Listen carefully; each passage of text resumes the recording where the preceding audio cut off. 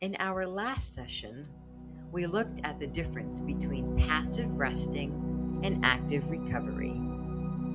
But have you ever felt that even after a good night's sleep, your mind still feels cloudy, scattered, or stuck in a loop?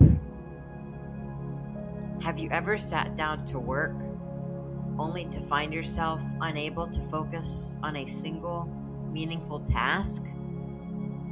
That fog isn't a sign that you're lazy or losing your touch. It is a sign that you are experiencing cognitive load, which is a concept in psychology referring to the total amount of mental effort being used in your working memory. Today, we are going to dive into the clinical reality of why our modern digital environments create a constant, low-level fog that prevents us from thinking deeply, and how to clear the noise.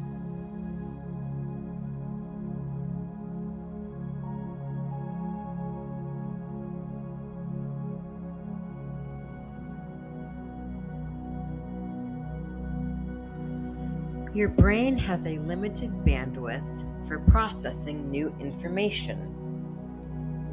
When you exceed that limit, your performance doesn't just dip, it crashes. Defining the load. Your working memory is where you hold and manipulate information. When you are multitasking, checking emails, listening to podcasts, and scrolling, you aren't actually doing more. You are constantly switching contexts, which consumes massive amounts of your brain's limited resources. The digital fog. This is the mental state where your prefrontal cortex, the area responsible for complex decision-making, planning, and focus, becomes exhausted. Instead of processing information, it begins to buffer, leading to that scattered, overwhelmed feeling. How this works for me. I noticed that when I spent all day editing on multiple screens while simultaneously checking my YouTube analytics, I couldn't write a coherent script for my next sleep story. I've had to implement monotasking blocks, where I turn off all digital notifications so I can actually think, rather than just react.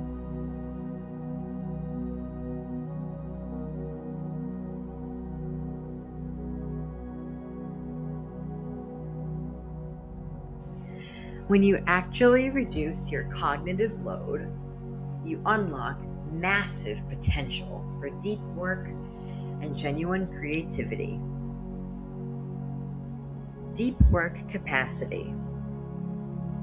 By clearing the digital fog, you allow your brain to enter a state of flow, the mental state of operation in which a person performing an activity is fully immersed in a feeling of energized focus, full involvement, and enjoyment.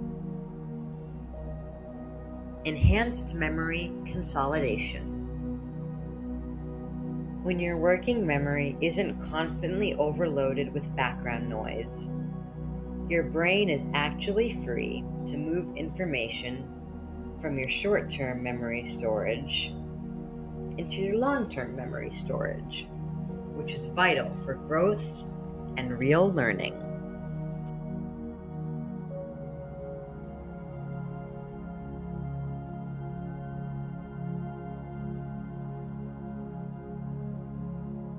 As always, we have to look at the other side of the coin to avoid another wellness trap. The digital minimalism overcorrection. Some people get so obsessed with clearing their cognitive load that they delete every app, block every notification, and effectively isolate themselves from important work or social connections. This is another form of avoidance. True resilience isn't about hiding from technology. It's about learning to use it without letting it use you. The expectation gap. If you spend your whole life in a state of high cognitive load, your brain will feel anxious or bored when you finally do try to focus. That initial frustration is normal. It's your brain's way of saying it's having to work harder than it's used to.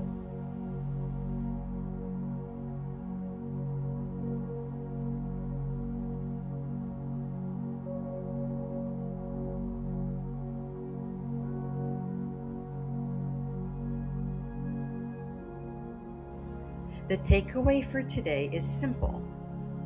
Your focus is your most valuable biological asset. Don't waste it on low-value information noise. By recognizing when you're in a state of digital fog, you can make the conscious choice to step back, disconnect, and prioritize the tasks that actually matter to your evolution. Next time you feel that mental cloud, don't try to push through.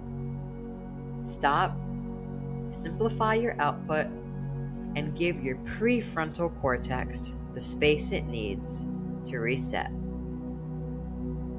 Thank you so much for joining me today on this masterclass episode. I'll see you in the next one as we dive into the science of connection and how we co-regulate our nervous systems with others. Stay calm, stay grounded, and stay real.